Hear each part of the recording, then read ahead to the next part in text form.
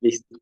Nuevamente, vamos a hablar de los trastornos ácido-base respiratorios. O sea, vamos a hacer la continuación, ¿no? De la clase que ya nos ha dado Daniel. Para hablar de los trastornos ácido-base, en este caso respiratorios, ¿no? Vamos a ir mostrando nuestro contenido con un casito clínico, un poquito nomás de introducción que ya se las ha ampliado Daniela, ¿no? Para hablar del desequilibrio ácido-base, nosotros entendemos que nuestro organismo está en constante homeostasis. Eso quiere decir que los valores del pH no van a estar dentro de 7,45 y 7,35. Y cualquier cambio que ocurra en el medio interno, ¿no?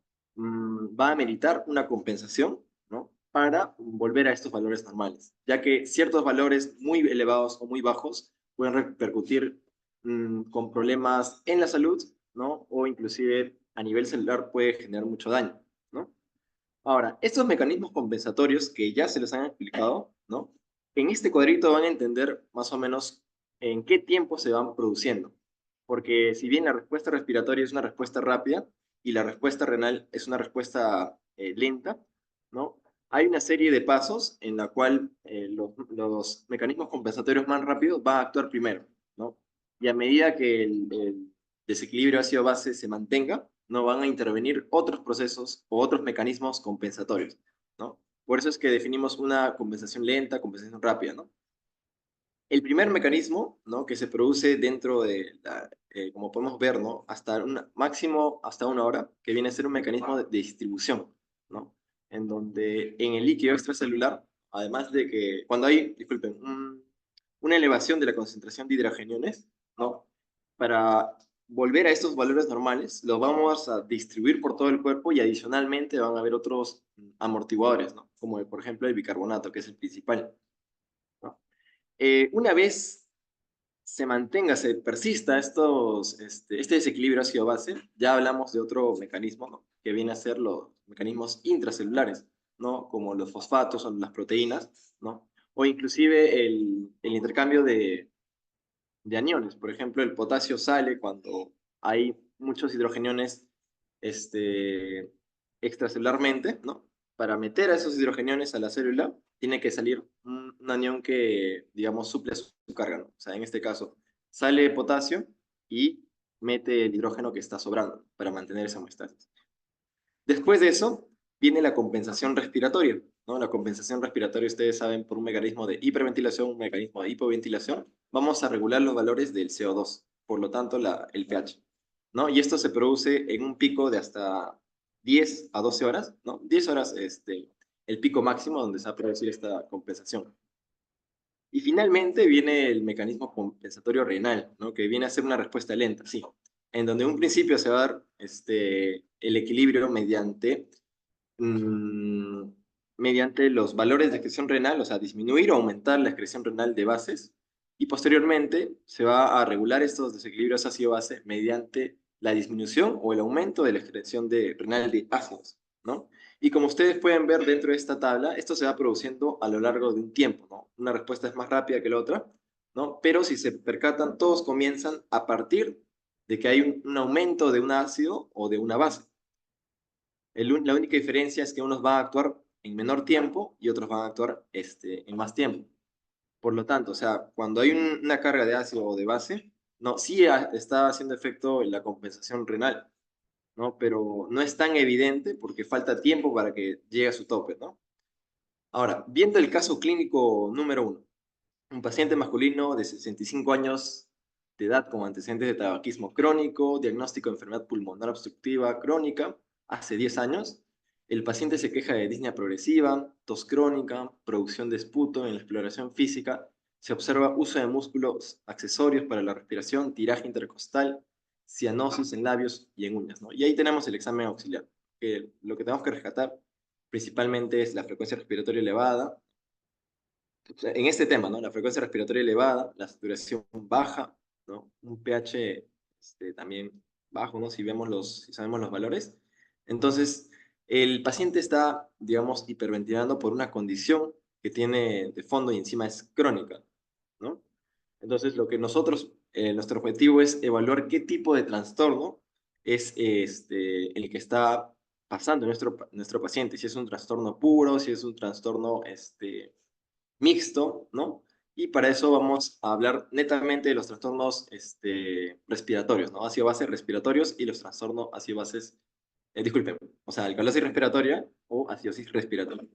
Entonces, todo se va a enfocar en lo que pasa en el pulmón, ¿no? Ahora, para la acidosis respiratoria. ¿Cómo definimos la acidosis respiratoria? Como habíamos mencionado, todos los desequilibrios ácido-bases son trastornos, ¿no? En este caso, por su nombre, como su nombre lo indica, es caracterizado por la acidemia, ¿no? O sea, niveles de pH bajos, ¿no? O la concentración de hidrogeniones altas, ¿no? Por un aumento de los niveles de CO2, ¿ok? Ahora, para entender cuando nos presenta un casito, ¿no? Como el anterior, ¿qué tipo será? ¿Será acidosis? ¿Será alcalosis? ¿Será respiratoria? ¿Será metabólica? ¿No? Ya nos podemos ir por otro lado, ¿no? Que viene a ser la etiología. Entonces, las causas de acidosis respiratoria podemos dividirlas en causas agudas y causas crónicas.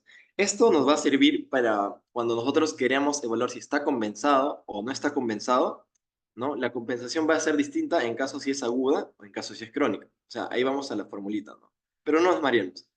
Ahora, además de ser aguda o crónica, estas pueden ser de causa central. Recordemos que tenemos un sistema, bueno, los centros respiratorios, ¿no? En el tronco, el tallo, ¿no? Que van a comandar, ¿no? El ritmo de la ventilación. Tenemos las vías respiratorias, tenemos el parénquima y tenemos otras causas, ¿no? Que las agrupamos en diversas, ¿no? Para, digamos, incluir a múltiples causas. Ahora, dentro de la central, una causa frecuente, ¿no? De acidosis respiratoria central y aguda vienen a ser fármacos sedantes, ¿no? Principalmente los opiáceos, ¿no? Los analgésicos, que si no se maneja la dosis adecuada, ¿no? Que está relacionado al peso, a la talla, o sea, a valores muy precisos que debe manejar, en todo caso, un anestesiólogo o un médico que recete estos medicamentos, ¿no? Puede deprimir el centro respiratorio. Si tú deprimes el centro respiratorio, vas a hipoventilar. O sea, tu frecuencia respiratoria va a disminuir, ¿no? Por lo tanto, no vas a poder botar ciertos gases, principalmente el CO2. Entonces, si no botas CO2, se acumula. ¿Y qué está causando? Trastorno caracterizado por la acidemia con aumento primario de los niveles sanguíneos de CO2, ¿no? Porque no puedes botarlo. Entonces, la acidosis respiratoria se resume en la definición, ¿no? No puedo botarlos el CO2, no puedo botar, excretar el CO2. Y esa o sea, ¿qué hace que no pueda botar? Trastornos centrales, de las vías respiratorias, trastornos del parénquima y otras diversas. Ahora, una causa crónica, ¿no? Central también puede ser un síndrome de Arnold-Chiari, ¿no? Que es una malformación anatómica, ¿no? En el cual la unión craneal, cráneo-cervical, no va a producir una herniación. Y esta herniación va a generar una presión, un efecto de masa, ¿no? Sobre el tallo, ¿no? Y en el tallo se encuentran estos centros respiratorios. Y esta depresión puede causar distintas alteraciones y en este caso deprimir un centro respiratorio. Ahora, ¿cuándo aparece el Arnold-Chiari? ¿No? Es principalmente en la adolescencia para adelante, se caracteriza como ya una alteración crónica, ¿no? Que lo puedes observar, o sea, no es que naces y inmediatamente vas a ser afectado, ¿no? Sino se manifiesta clínicamente ya en la adolescencia y específicamente con la extensión y preextensión del cuello, ¿no? Ahora, en las causas de las vías respiratorias, por ejemplo, causas obstructivas, en donde tenemos el asma y el EPOC, ¿no? Una aguda y una crónica. ¿Qué va a ocurrir en el asma, ¿no? Como las vías se acortan, se achican demasiado, ¿no? Va a evitar que los gases que se encuentran en el alveolo, ¿no? Como el CO2, puedan ser expulsados. Por lo tanto, se va a producir nuevamente una acumulación de CO2, ¿no? Y lo mismo pasa en el EPOC, ¿no? Enfermedad pulmonar obstructiva crónica. Las vías respiratorias se encuentran constreñidas, ¿no? Por lo tanto, no va a poder salir ese CO2 y se va a acumular en el cuerpo, ¿no? Ahora, a nivel del parénquima, ¿no? Tenemos un barotraumatismo. Otro mecanismo por el cual nosotros no vamos a poder excretar el CO2 adecuadamente puede ser un neumotórax, ¿no? El pulmón no se logra expandir correctamente, entonces no va a poder ventilar adecuadamente. Inclusive colapsan los bronquios, los alveolos, no va a permitir botar este CO2, ¿no? Ni por las vías respiratorias. Otro mecanismo también es el enfisema, ¿no? Es causa del parénquima. Este caso va más por la cómo se destruye el parénquima alveolar, ¿no? Digamos, los bronquiolos, por donde normalmente salía el aire de unos cuantos alveolos, ahora que el tejido alveolar se ha destruido, se crea un globo más grande, ¿no? Un conjunto de alveolos fusionados. Entonces, no va a poder salir ese aire, ¿no? Por un bronquiolo tan pequeñito.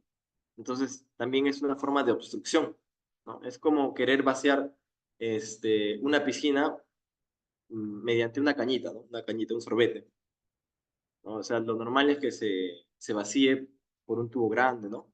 Pero eso es lo que ocurre en el enfisema, ¿no? El espacio alveolar o este conjunto de alveolos fusionados, ¿no? Va a generar un volumen mayor que no puede salir por estos bronquiolos, ¿no? Y por lo tanto se genera una obstrucción y nuevamente se acumula el CO2. Ahora, también hay otras causas diversas como la hipercapnia permisiva. En espacios hospitalarios, ¿no? Especialmente en UCI, donde existe la ventilación mecánica, ¿no? Algunos pacientes se les opta, ¿no? Por permitir una hipercapnia, o sea, un aumento de CO2, ¿no? Adrede, ¿no? Ya que cuando manejan la máquina disminuyen la frecuencia de ventilación mecánica, ¿no? Entonces, hipoventilación es igual a acumulación de CO2. ¿Pero por qué hacen esto?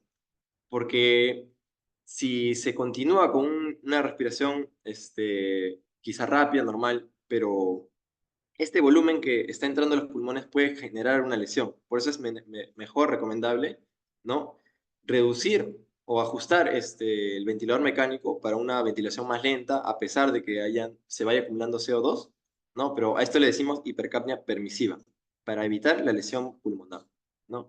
Y otros casos de como la obesidad. Y, o sea, la obesidad más que una causa puede ser un factor agravante, ¿no? La obesidad va a generar una obstrucción, ¿no? Una obstrucción bronquial también, aparte de generar inflamación sistemática, ¿no? De todo el sistema, ¿no?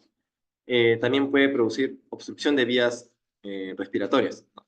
Pero entonces, en sí la obesidad la tomamos como un factor más que todo agravante. Y muchas de estas causas vienen a ser agravantes porque no las vamos a ver necesariamente en el hospital, o sea, no lo vamos a ver seguido, ¿no? Son causas raras. Arnold Chiari es raro, ¿no? La incidencia, por ejemplo, 5 de cada 10.000 habitantes puede tener esta complicación del Arnold Chiari, ¿no?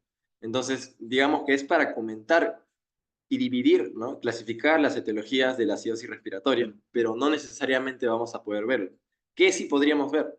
Intoxicación o exceso de fármacos sedantes, asma bastante común, sobre todo en niños o en adultos, EPOC para los fumadores o en países subdesarrollados, en los cuales pueden cocinar con leña todavía, ¿no? Y una exposición crónica o durante el tiempo puede generar, ¿no? Lo mismo que causar el EPOC.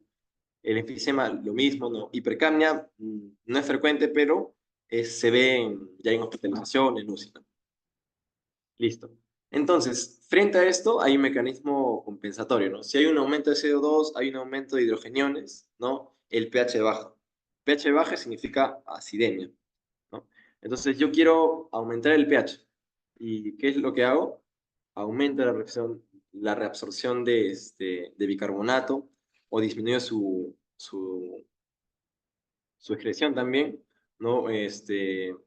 Y con otros ácidos estimulo su secreción, ¿no? Y evito su reabsorción. O sea, eso es lo que les hablaba al comienzo, ¿no? De los distintos mecanismos compensatorios. El primero, el líquido extracelular, después al intracelular, después mecanismo respiratorio, después mecanismo renal.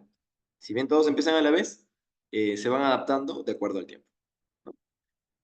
Ahora, Recordemos que si bien se puede compensar, no existe un límite compensatorio. O sea, estos valores de bicarbonato, por ejemplo, pueden subir hasta 32, ¿no? Y una vez supere esto, digamos, ya no puede hacer más, va a buscar otros medios, ¿no? O en otros casos, si persiste la alteración, ¿no? Ya repercute en los síntomas del paciente, en los signos del paciente, inclusive puede culminar con el coma, ¿no? Por ejemplo, y ya acabar con la vida del paciente, ¿no?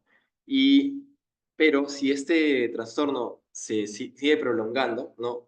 Y se mantiene en el tiempo, ¿no? La compensación va a ser mayor, ¿no? Por ejemplo, si por cada 10 milímetros de mercurio de CO2 que se aumenta, ¿no? Agudamente, de forma aguda, el riñón va a aumentar el bicarbonato en un mil equivalente, ¿no? Pero cuando ya se mantiene en el tiempo, ya no va a ser por cada 10 1, sino por cada 10 3,5. Entonces, esos valores de compensación aumentan, ¿no? Entonces, vamos a tener un límite de compensación mayor. No obstante, no excede de estos valores, ¿no? Ahora, para entender la clínica de una acidosis respiratoria, ¿no? Vamos a ver cómo se manifiesta a partir de la fisiopatología. Les comenté de las distintas etiologías, ¿no? Puede ser central, de vías respiratorias, parénquima o diversas. Esto va a producir una retención de CO2. O sea, el CO2 no va a poder salir. Si el CO2 no sale, ¿no? Se genera una acidemia en mi organismo, ¿no? Y como la causa es respiratoria, lo definimos como acidosis respiratoria. Entonces, ¿qué va a producir la retención de CO2? ¿Qué va a producir la acidosis respiratoria? ¿No? Va a estimular quimiorreceptores a nivel de los centros respiratorios, ¿no? Por lo tanto, va a aumentar su función. ¿Por qué? Porque yo, si tengo CO2 acumulado, yo quiero botarlo. ¿Y cómo lo boto? Aumentando la frecuencia respiratoria, hiperventilación. Ese es un mecanismo compensatorio, ¿no? Si tengo acumulación de CO2, trato de botarlo. ¿Cómo? Aumento la frecuencia respiratoria, ¿no? La taquipnea, en todo caso. A nivel del sistema nervioso central, ¿no? Puede producirme el delirio, el coma, somnolencia, ¿no? Si estos valores ya persisten y no son compensados, ¿no? Aguda o crónicamente, ¿no? En el caso de aguda puede ocurrir más, pero en el caso de crónico cuando se reagudiza, ¿no? Porque un paciente con EPOC, ¿no? Le dominan los acumuladores de CO2. Crónicamente acumulan CO2, crónicamente, ¿no? Pero, o sea, se mantienen compensados. Pero si hay una reagudización, una exacerbación, quizá mantienen o tienen una infección, una neumonía, ¿no? Esto va a exacerbar mucho más, ¿no? El estado obstructivo del paciente. Por lo tanto, ya puede caer en el delirio, en el coma, en la somnolencia por los niveles de pH muy, muy reducidos, ¿no? O sea, tenemos que entender que estos niveles no son compatibles con la hemostasis y pueden acabar con la vida. Ahora, también este estado de acidosis respiratoria, ¿no? En el sistema nervioso central puede producir vasodilatación y aumento de la presión del líquido cefalorraquídeo, ¿no? Por lo tanto, si hablamos de presión, de presiones, aumento de presión, puede ocurrir edema de papila, una visión borrosa, y si hablamos de vasodilatación, ¿no? Hablamos de una cefalgia, un dolor de cabeza, ¿no? Asimismo, la vasodilatación puede periféricamente reducir la presión arterial, ¿no? Ahora, ¿qué podemos encontrar a nivel de laboratorio, ¿no? Como el riñón va a tratar de compensar, ¿no? Esta acidosis respiratoria, voy a querer botar mis hidrogeniones, ¿no? Entonces va a haber un aumento de la secreción de hidrogeniones mediante el NH4, ¿no? El amoníaco. Entonces, mi orina va a ser más ácida, por lo tanto va a ser más ácida. Eso es lo que vamos a encontrar en el laboratorio, ¿no? Una orina ácida, si ya lo verificamos bioquímicamente, ¿no? Va a ser un aumento marcado del amoníaco, ¿no? También va a aumentar la reabsorción tubular de HCO3 como mecanismo compensatorio. Por lo tanto, va a tratar de paliar, ¿no? El aumento del pH urinario, ¿no? Y como mecanismo compensatorio también va a tratar de subir el HCO, disculpe, el bicarbonato a nivel sanguíneo, ¿no? Listo. Entonces, ¿ya hasta acá alguna duda en cuanto a la acidosis respiratoria? Si no, pasamos al segundo casito y hablamos de alcalosis respiratoria, ¿no? Y al final vamos a hablar de cómo vamos a identificar esos trastornos. Bueno, si no hay ninguna duda, o la van escribiendo en el chat, si no, continuamos. Caso clínico número 2. Paciente femenina, 40 años de edad, presente episodio agudo con síntomas de taquicardia, respiración rápida, o sea, taquipnea, opresión en el pecho y temblores. En la exploración física se observa un aumento de la frecuencia respiratoria, una frecuencia cardíaca elevada, presión arterial 140/90. Los gases arteriales revelan 7,48 de pH, está alto. El, el CO2, la presión de CO2 se encuentra en 30, también elevado, ¿no? El bicarbonato en 24, normal, ¿no? Los valores de sodio, 140, cloro, 98, ¿no? También se encuentran dentro de valores normales, ¿no? Y una saturación de 98. Entonces, ¿qué está pasando a este paciente, no? ¿Por qué tiene una agitación? ¿Tendrá algo de fondo? ¿Qué estará pasando? Es un paciente ansioso, un ataque de ansiedad, ¿no? Entonces, esto también puede repercutir en mi estado ácido-base. A ver, veo una pregunta. ¿Por qué se ve primero el bicarbonato y no la presión del CO2?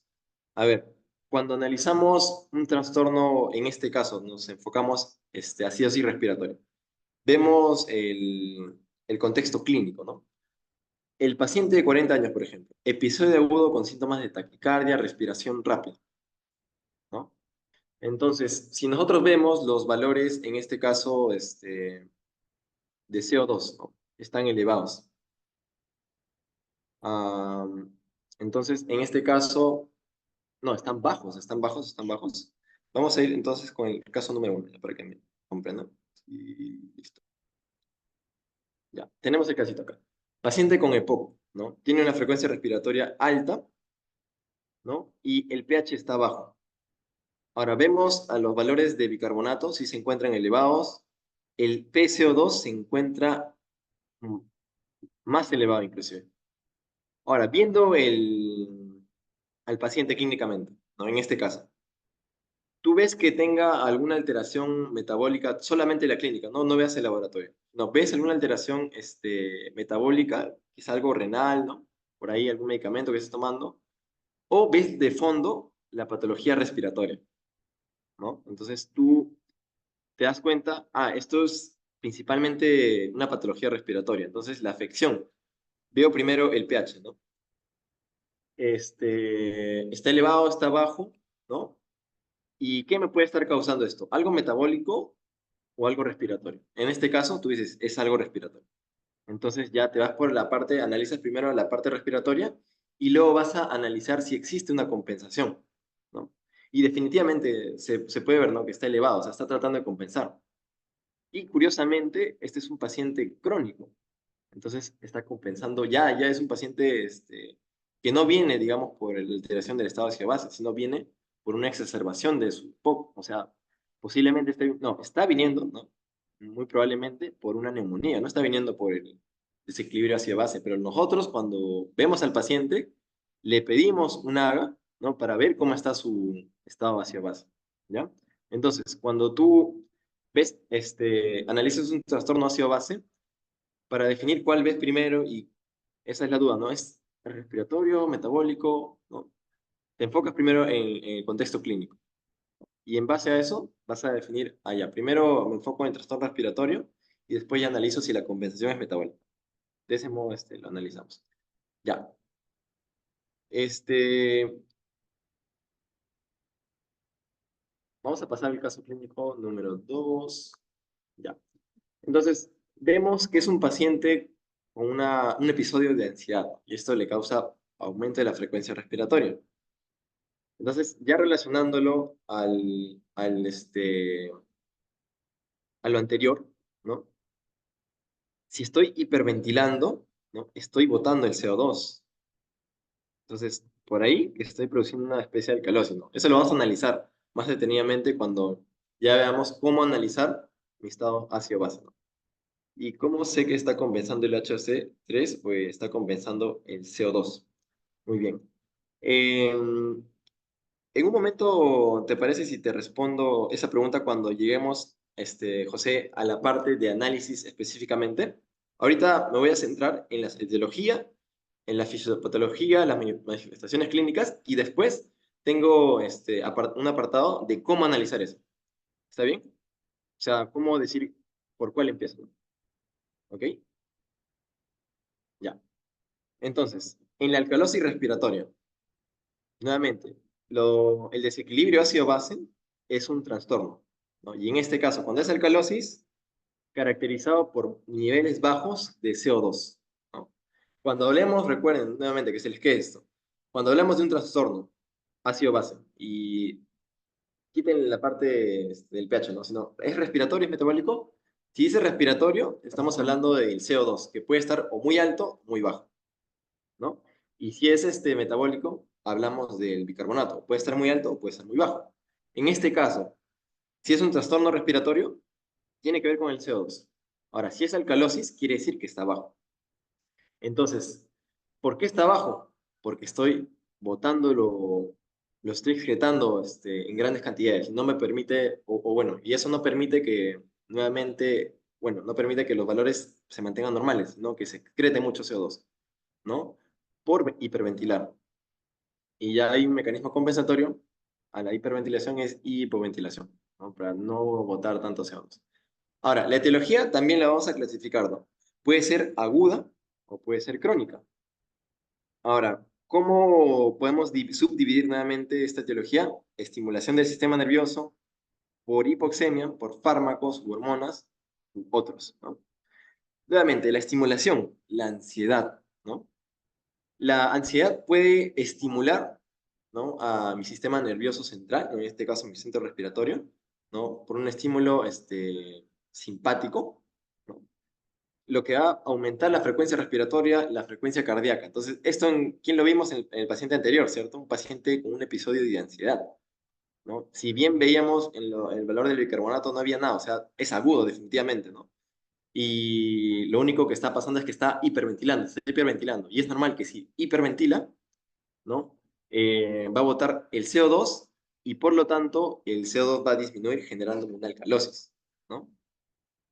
Es más o menos como lo entendemos. Ahora, acá no está especificado, ¿no? Pero de forma crónica, un tumor también puede deprimir, un tumor que va creciendo poco a poco, ¿no? O sea, no es que un tumor aparece y ya te deprime de frente, ¿no?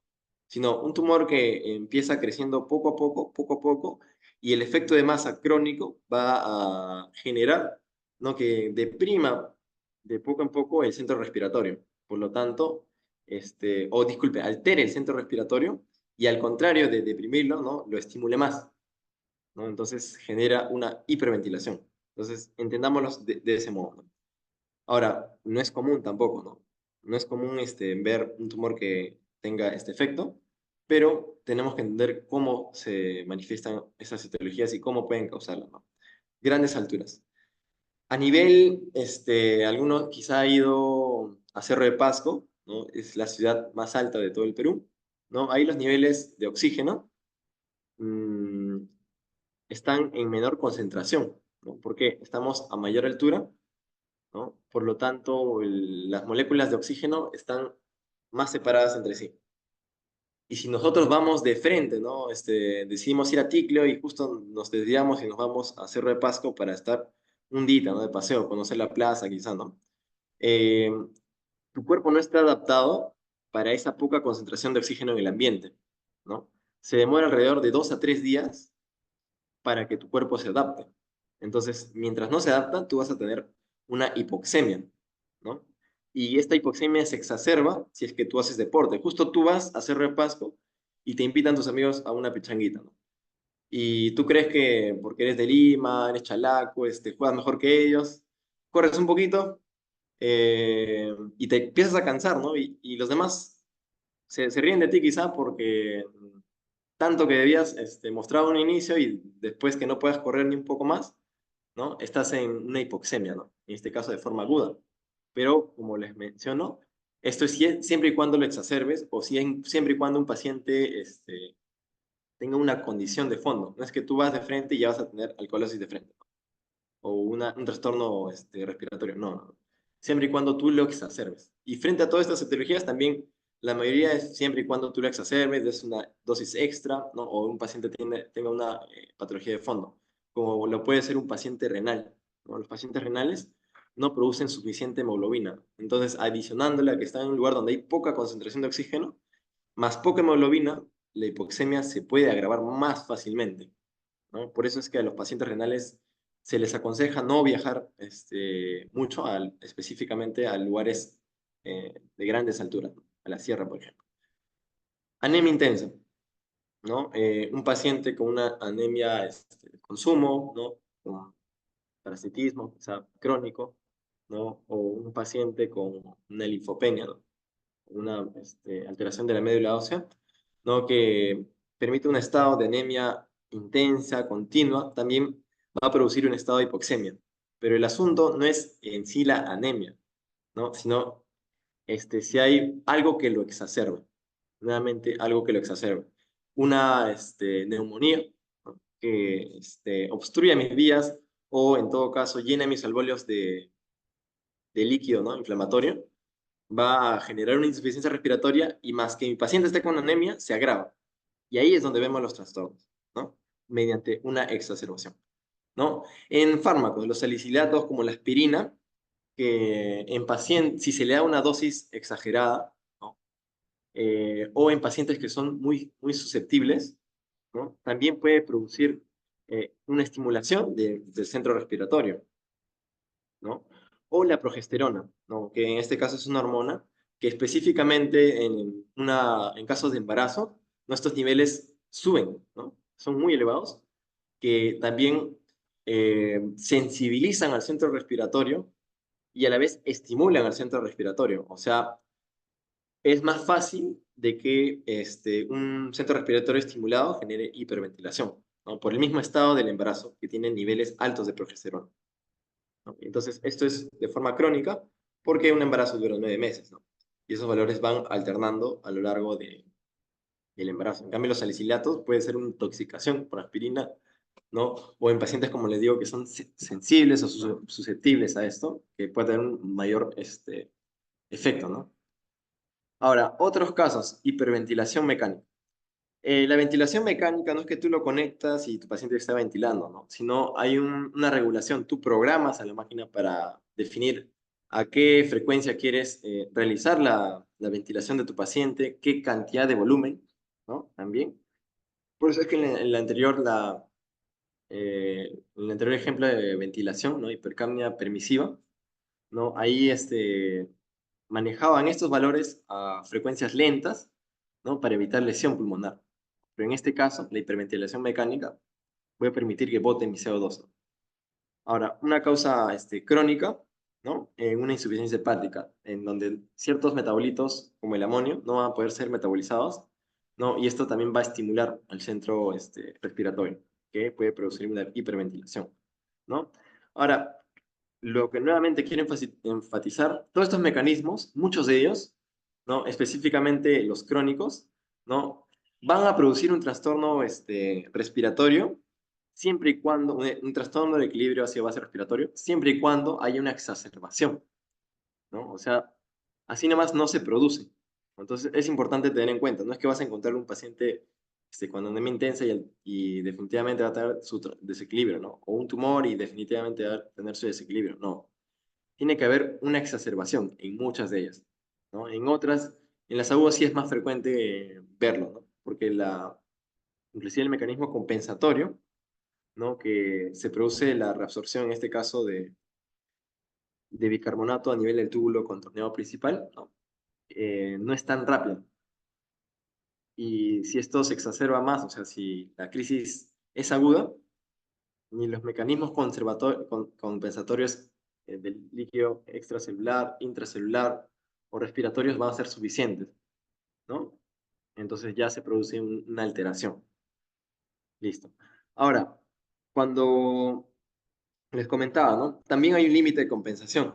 Y este límite lo pueden observar en este cuadrito, ¿no? Una vez supere eso, ya va a empezar la clínica del paciente. Entonces, ¿cómo entendemos la clínica de la alcalosis? Mediante su fisiopatología y cómo esto se va a presentar en mi paciente. Nuevamente, tenemos las causas de la alcalosis respiratoria, ¿no? Y estas causas se resumen en la disminución del CO2, ya sea porque lo estás botando, ¿no? Lo estás botando exageradamente, ya una exacerbación y estimulas más esa excreción de CO2, ¿no? Por el pulmón, o sea, respiratoria, ¿no? Esto me produce un estado de acidosis, ¿no? De acidemia. Primero acidemia, si el pH baja, y respiratoria, ¿por qué? Porque es una causa respiratoria la que está produciendo.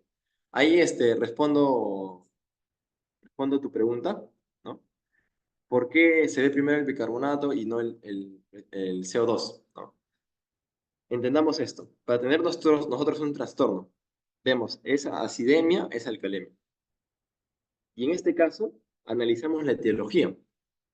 La etiología se enfoca en el aspecto respiratorio, ¿no? Todos estos están relacionados con una hiperventilación. Entonces, si yo estoy hablando de hiperventilación, yo estoy hablando de un trastorno respiratorio.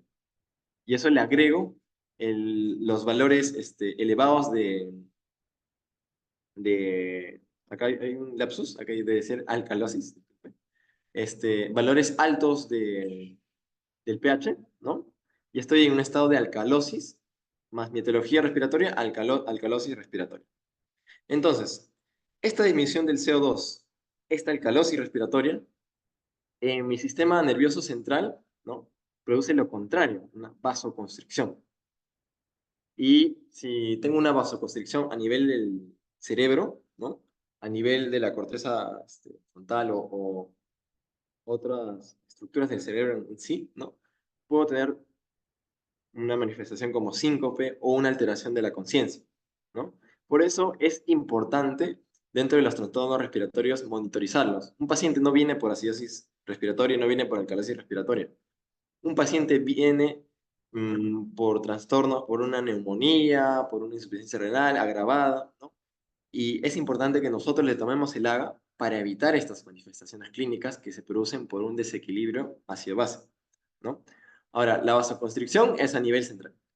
La vasodilatación, ¿no? También me puede producir aumento de la presión del líquido cefalorraquídeo, edema de papila, visión borrosa, ¿no? Ahora, también la disminución del CO2 y la alcalemia, ¿no? Va a producir una disminución del calcio sérico, ¿no? Y esto también altera, ¿no? Los valores o produce una excitabilidad neuromuscular. Entonces podemos encontrar tetania, calambres, hiperreflexia miotáctica, ¿no? A nivel laboratorial, ¿no? Podemos tener una hipocalcemia. La disminución del calcio sérico genera hipocalcemia. ¿Por qué se disminuye el calcio sérico? Si tenemos un estado alcalótico, ¿no? Yo quiere decir que no tengo suficientes hidrogeniones, ¿no? En mi sistema. Entonces, ¿de dónde saco los hidrogeniones? Del intracelular. Y ¿cómo restituyo esa carga, ¿no? Que existe? Meto el calcio a la célula y y saco hidrogeniones al espacio intravascular, ¿no? Entonces, de esa forma yo lo regulo, pero eso me produce una hipocalcemia, ¿no? Y eso lo encuentro en el laboratorio. Y también la entrada de fosfatos a la célula, ¿no? Disminuye los fosfatos séricos y me genera una hipofosfatemia, ¿no? A nivel del riñón, aumenta como mecanismo compensatorio la excreción tubular del bicarbonato. Entonces, nosotros vamos a encontrar una disminución del bicarbonato compensatorio y un pH alto, ¿no? Alcalótico, ¿no? Entonces, ahora sí, vamos al análisis de los trastornos ácido-base, ¿no? Y para esto, ¿cómo debemos plantear un trastorno ácido-base? Les muestro un método, ¿no? Lo denomino el método de las tres preguntas. Tres preguntas que nos debemos hacer cuando tenemos un paciente con un trastorno respiratorio, ¿no? Ya sea alcalosis o sea acidosis, ¿no? Primero, ¿cómo está el pH? Luego, ¿cómo está el bicarbonato? ¿Cómo está el CO2? Y tercero, ¿está compensado? Y definitivamente tengo que tener mis valores de referencia en mente. O sea, muchas veces, aunque el ABA sí suele tener, ¿no?, los valores de referencia, pero si es que no los tiene, yo debo saber más o menos dentro de cuánto están mis valores, ¿no? Principalmente el CO2 y el bicarbonato. Ya para los trastornos metabólicos, específicamente acidosis metabólica, ¿no? Ya se ve el anión GAP, ¿no? Los aniones como el sodio, el cloro, ¿no? Para calcularlo. Entonces, ahora sí, con mi primera pregunta, ¿cómo está el pH? ¿Está reducido? ¿Está aumentado? Entonces, si está reducido, se denomina acidemia. Si está elevado, alcalemia, ¿no? ¿Y cómo está mi bicarbonato? Luego, la segunda pregunta es, ¿cómo está mi bicarbonato? Si mi bicarbonato está bajo, ¿no? Hablo de una acidosis metabólica. Si mi CO2 está alto, hablo de una acidosis respiratoria, ¿no? En el caso de la alcalemia, si mi bicarbonato está elevado, hablo de una alcalosis metabólica. Y si mi CO2 está disminuido, hablo de una alcalosis respiratoria. Ahora aquí, era la pregunta que me estabas haciendo, José. ¿Cómo defino cuál es cuál? Porque pueden estar, en el caso de acidemia, ¿no? Puede estar el bicarbonato bajo y el CO2 alto a la vez. Entonces, ¿cuál es cuál, no? ¿Cuál es acidosis metabólica, acidosis respiratoria? Ahí me enfoco en el contexto clínico, ¿no? Si es un paciente que viene con EPOC y adicionalmente viene con una neumonía, ¿no? Una exacerbación, como les comentaba, ¿no? No tiene otra patología de fondo, no tiene un problema renal, no tiene cetoacidosis. Dentro de mis antecedentes veo que no esté, en todo caso, con cuerpos cetónicos o tal, tal, tal. Entonces ya defino que mi trastorno es respiratorio. Entonces, si hay una acidemia y mi contexto es respiratorio, ¿no? Y adicionalmente mi CO2 está alto, ya lo defino como una acidosis respiratoria, ¿no? Y en otro caso, si mi contexto es del paciente número 2, ¿no? La ansiedad, ¿no? Un caso de ansiedad, ¿no? Agudo, ¿no? El pH puede estar elevado, ¿no? Eso quiere decir, es metabólico, es respiratorio. Veo mi bicarbonato está normal, ¿no? El CO2 sí está bajo, pero, o sea, yo veo en contexto en mi paciente. Es un paciente con una crisis de ansiedad, está hiperventilando, ¿no? Entonces está botando CO2, entonces el contexto es respiratorio. Entonces, de esa forma, tú defines primero si es respiratorio o si es metabólico, ¿no? Entonces, ya, nosotros nos vamos a enfocar en los trastornos respiratorios, los que están con negrita, ¿no? Si es una acidosis respiratorio, va a haber una compensación, ¿no? O sea, si mi CO2 está elevado, ¿cuál va a ser la compensación? Aumentar mi bicarbonato. Entonces, debería haber un aumento de bicarbonato. ¿Y cuánto o sea, si subo 10 miligramos, disculpen, 10 milímetros de mercurio de CO2, ¿cuánto de bicarbonato debería de aumentar para compensar, ¿no? Para eso tenemos las formulitas, ¿no? Y bueno, las más conocidas, aquí se las pongo, ¿no? En caso de acidosis metabólica es la famosa ecuación de Winter, ¿no? En el caso de que nosotros estamos analizando la acidosis respiratoria, aquí le dejo las formulitas. La relación que debe existir para entender si está compensado o no, ¿no? Quiere decir que en acidosis respiratoria, y aquí tenemos que tener mucho cuidado, si es un trastorno agudo o si es un trastorno crónico, ¿ya? En el paciente con EPOC, ¿ya? ¿Es un trastorno agudo o un trastorno crónico? A ver, escríbelo en el chat, así rapidito. ¿Es agudo o es crónico? Imaginemos que hay una alteración del ácido básico, ¿no? ¿Es agudo o es crónico? Solo pongan en el chat, agudo o crónico. ¿Cuál quieren? ¿Cuál creen? En el primer casito, ¿no? Que es EPOC. Los espero, chicos, porque de acuerdo a eso, nosotros vamos a decir qué ecuación vamos a usar, ¿no? La primera para el crónico o la segunda para el agudo, ¿no? En el caso del paciente con EPOC, es una patología de fondo crónica, ¿no? Y son acumuladores de CO2.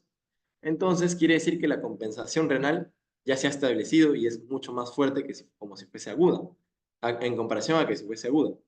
Entonces, aquí definimos, ¿no?, que por cada 10 milímetros de mercurio que se elevan de CO2, ¿no?, El aumento de bicarbonato va a ser de 3,5 miliequivalentes. A diferencia del agudo, ¿no? Por cada 10 suben solamente un miliequivalente. O sea, la compensación es más chiquita, ¿no?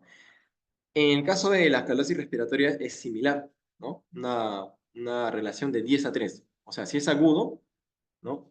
Por cada 10 milímetros de mercurio de CO2, de presión de CO2 que disminuye, ¿no? Debe disminuir también mi CO2 en 3. Pero si es crónico, por cada 10 debe disminuir en 5, ¿no?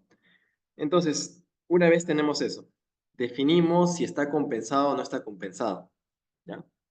Si con mi formulita, nos vamos a enfocar solo en la parte de cirugía respiratoria y alcalosis respiratoria.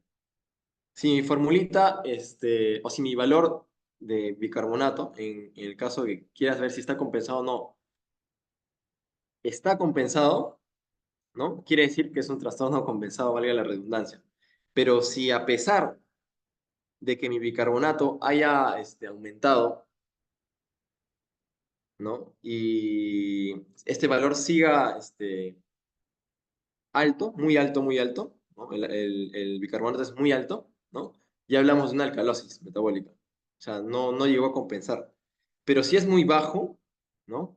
Mi bicarbonato, o sea, no logró compensar siquiera, estamos en otro trastorno, que es la acidosis metabólica, ¿no?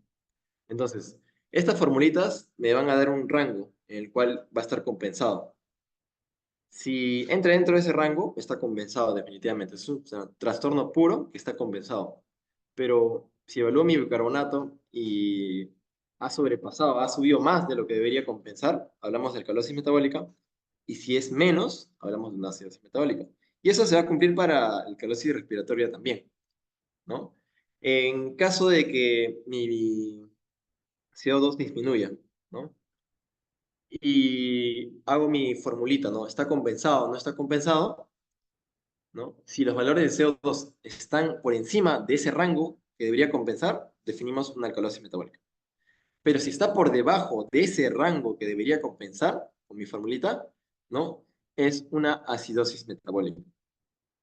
Ahora, definitivamente, en el caso de la acidosis metabólica, cuando es mi primer trastorno, ¿no? Acidemia, el bicarbonato bajo, un trastorno clínico metabólico, ¿no? Y definimos que el primer trastorno es acidosis metabólica, ¿no? Vamos a otros cálculos. Neon gap, definimos si está normal, está alto, ya se define el cálculo del delta ratio, ¿no? Para decir si está muy alto, muy bajo, y para definir si hay un trastorno extra. Pero esto no nos estamos enfocando ahorita, eso fue el tema anterior, ¿no? Las acidosis y alcalosis metabólicas. Nosotros nos enfocamos en los trastornos respiratorios, pero tienen un mecanismo similar, ¿no? Listo. Ahora sí vamos a pasar a analizar el caso clínico, ¿no? El caso clínico uno, el paciente de enfermedad pulmonar obstructiva crónica, ¿no? Ya hemos leído el contexto clínico, ¿no? Es un paciente de contexto clínico respiratorio predominante, ¿no? Entonces, ahí nos preguntamos, ¿cuál es el trastorno ácido-base? ¿No? Ahí tenemos el pH, ¿ya? Está bajo, ¿no? Entonces, ¿cuál era la primera pregunta que debíamos hacernos? ¿Cómo está el pH? Está bajo.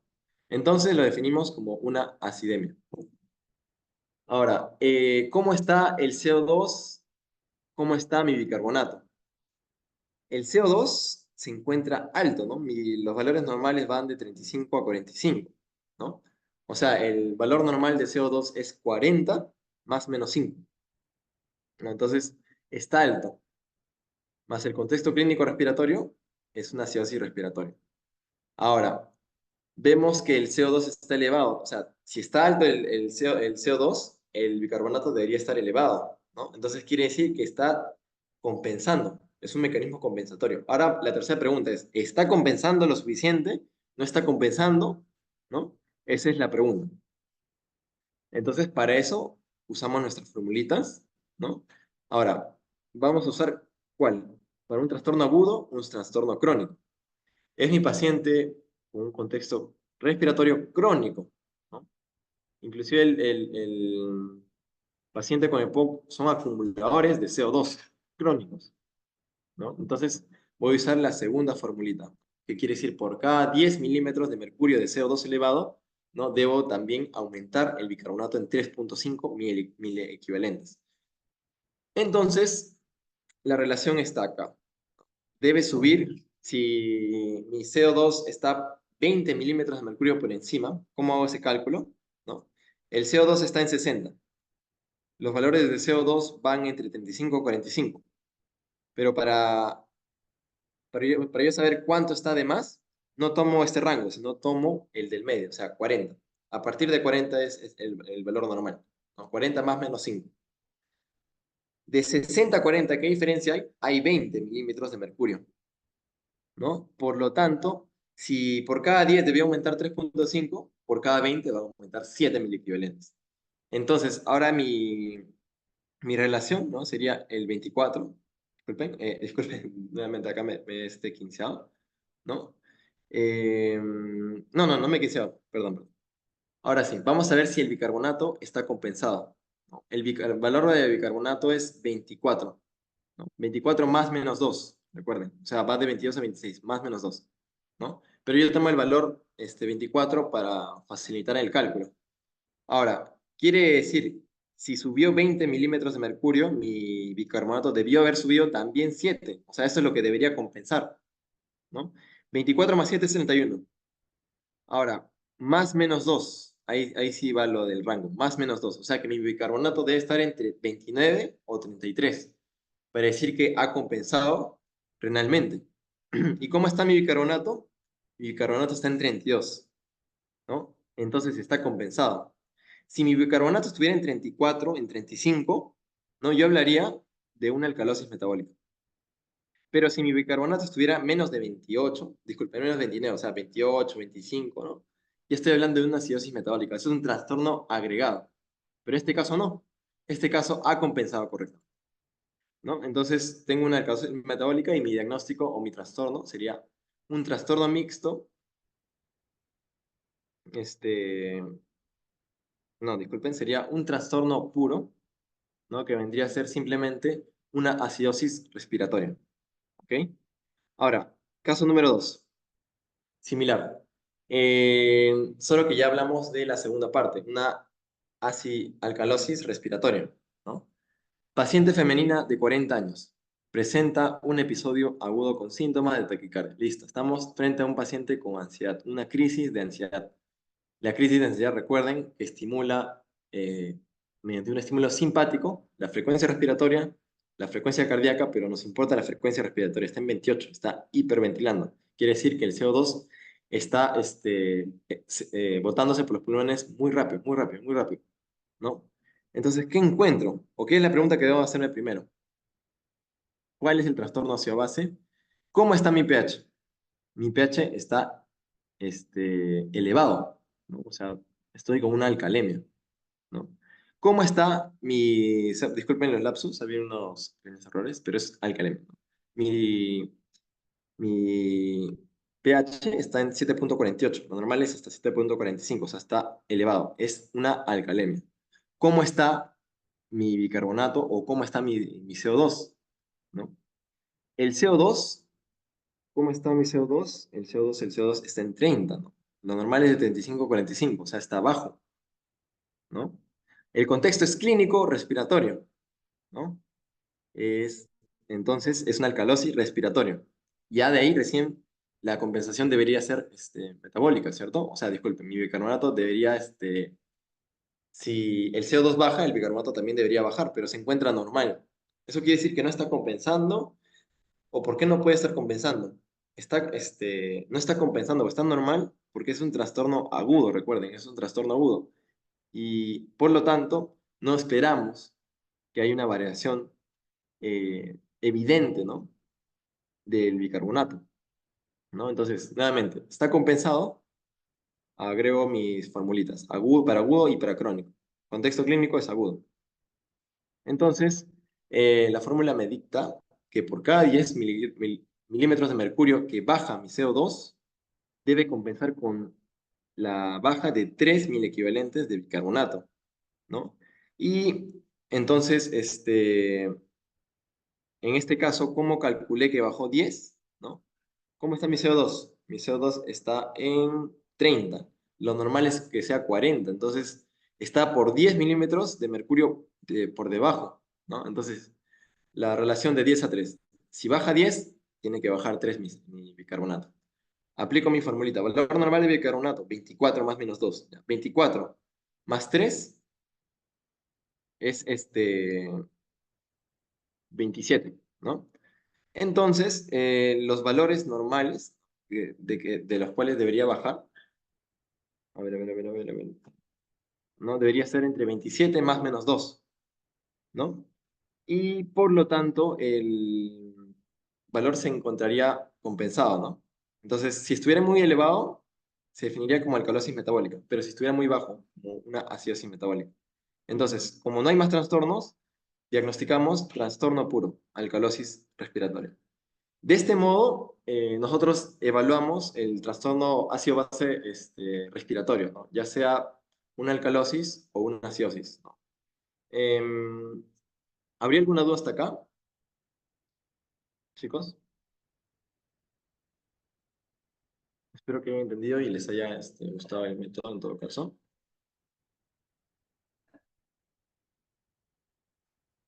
Y espero que no se me haya entrecortado. Como les comentaba, también está dentro de provincia.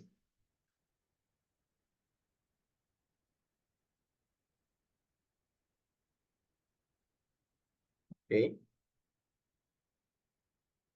Ya. Para explicar eso, vamos a ir más cerca a esta partecita. Vamos a ir a las etiologías. Miren, en una alcalosis respiratoria, ¿ya, Camila? Nosotros tenemos causas agudas y causas crónicas, ¿no? Las causas agudas no necesariamente va a poder compensar el bicarbonato. ¿Se acuerdan del gráfico que le mostré al inicio? Eh, ya, este gráfico de acá. Recuerdan que la compensación renal se da en horas, ¿no? Y su punto máximo es a las 12 horas, inclusive en la excreción renal es de 12 hasta 24 horas, ¿no?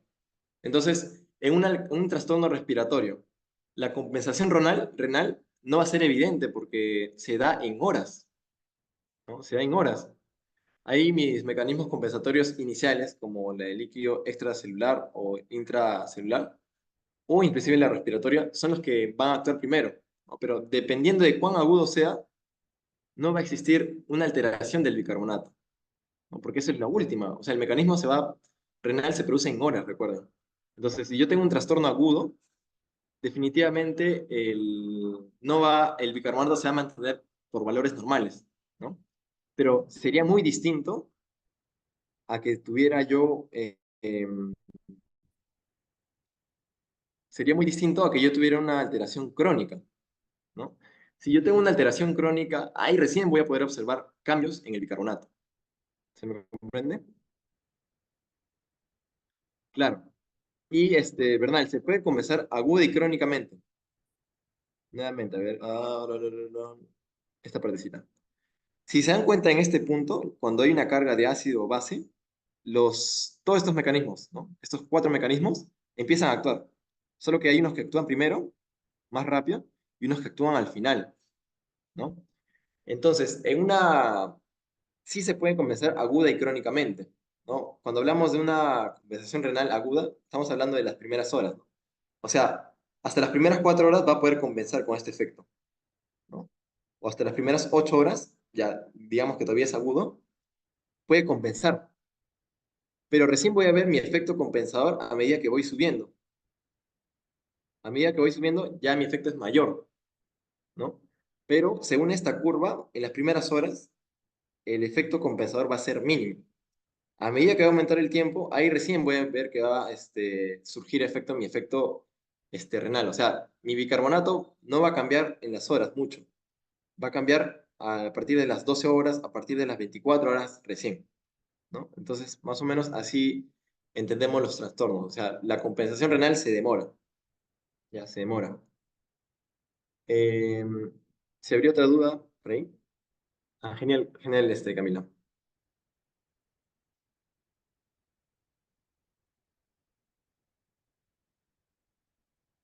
Si no, eso sería todo, chicos. Ya es un poquito necesito, ¿no? Espero que les haya gustado en todo caso los esquemitas y ya nos estaríamos viendo la próxima unidad, ¿no? Sí, es normal que no ver el bicarbonato no compense, pero específicamente en trastornos agudos, ¿ya? En cambio, ¿cuándo sí vas a ver que compensa? Cuando la compensación es respiratoria, ¿no? O sea, cuando hay un trastorno metabólico, acidosis metabólica, un paciente con cetoacidosis diabética, el, su bicarbonato sí va a estar, disculpe, su concentración de anemia va a estar elevada, va a estar en acidosis metabólica. Entonces, ¿quién compensa ahí? El pulmón, ¿sí o no? Entonces, a eso sí lo vas a poder ver en el AGA. Pero sí es muy frecuente que en los trastornos respiratorios, donde la compensación se espera sea renal, lo veas normal. Entonces, es cuestión de horas para que tú recién empieces a ver el cambio en el bicarbonato. Eso es, José.